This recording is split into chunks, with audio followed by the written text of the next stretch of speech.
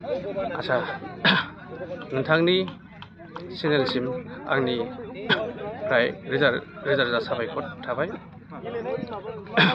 दिनै जोङो 13थि बैसागु फोरबोखौ गाजा गोमजायैनो खुंनो थाखाय आखायाव लादों। बेहाय गासैबो जोंनि बर'नि हारिनि गासैबो आफादफ्रा नुजाफैदों आरो बे हाबाफारियाव जोङो गाजा गोमजा आनान गसाइनि सायाव गाजा गोमजायै खुंलांनो थाखाय गाजा गोमजायै खुंलांनो थाखाय जोङो आनान गसाइनि सायाव खाथियाव आरज खालामना लाखाबाय।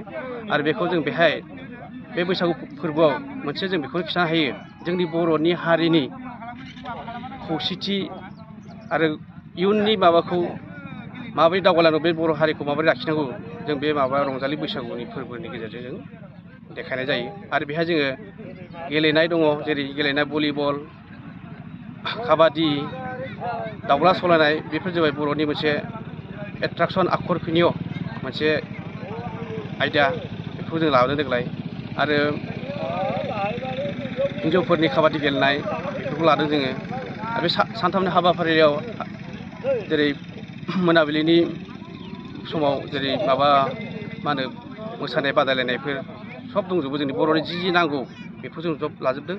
आरो बेखौ जाफुंसार होनो थाखाय फ्राय जेसेबां दङ जोंनि आफादनि बर' हारिनि आफादनि सोद्रोमा, लिडार, दैदेनगिरिफ्रा सब नुजाथिफैदों। बेनि थाखाय आं जोबोद गोजोननाय मोन्दों।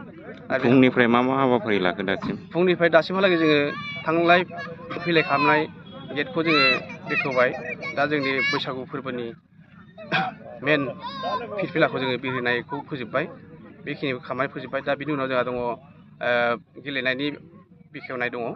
बिनि उनाव जोंहा दा ओमफ्राय जोंहा माखासे बे बादायारि आफाद आयदाफोरखौ जोङो सिलापथार दख'रानि सिङाव थानाय गामिफोरनि रायजो राजाखौ मा खावलायहरगोन बे समाव?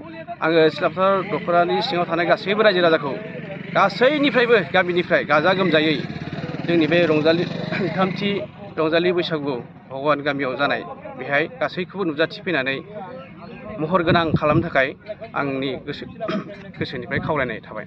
जोबनायाव दानि जाखांफुनाय लाइमोनफोरनिसिम हारिमुनि बेलायाव मा मेसेज होनो सानो नोंथांनिफ्राय?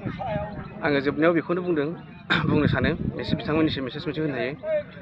बर'आ बर'खा, बर'नि हारिखौ फोथांना दोननाया जोंनि खामानि। ओंखायनो जोंनि समा थांबायनो, दा इयुनफ्रा जोंनि हारिमुखौ फोथांना लाखिनो थाखाय बेबायदि रंजालि बैसागुखौ जों बोसोरै बोसोरै खुंनांगौ।